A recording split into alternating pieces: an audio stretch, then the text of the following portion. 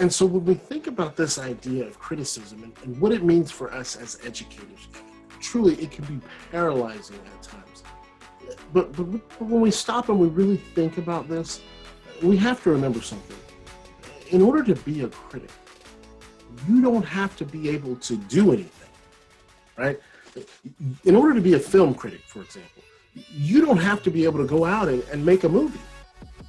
Well, it's the same way with being a critic of what you as educators are doing. Oftentimes, we're receiving this criticism from people who have little to no experience in the field themselves.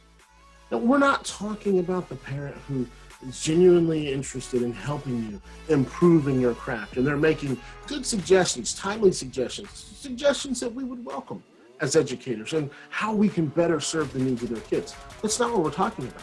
Every educator who's watching this right now understands exactly who we're talking about. I'm sure you've dealt with this at your school.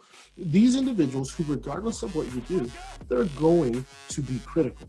How do we deal with this criticism? These people who criticize your efforts, these people who criticize your hard work, your planning, and your determination, they simply do not understand the purpose for which you're here. They do not understand your reason for being here for these babies. So we might as well ignore it. Sean, thank you so much for your presentation today.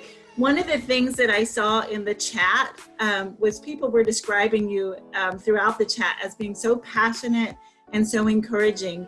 And somebody also asked, have you always been this positive or did you have to develop it? Honestly, I've always been positive, like to a fault, unfortunately to a fault. But what happens is that there's so much negativity in the world that it literally is exhausting. It literally is exhausting because, you know, a lot of times people that are not necessarily positive people try to bring you down.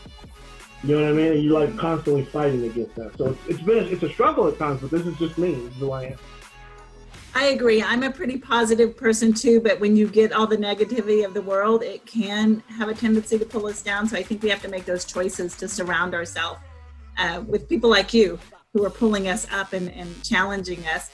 So I want to thank you for today. It was very inspiring to me as well. So thank you for challenging us today and leaving us with some things to ponder and think about. We appreciate you so very much.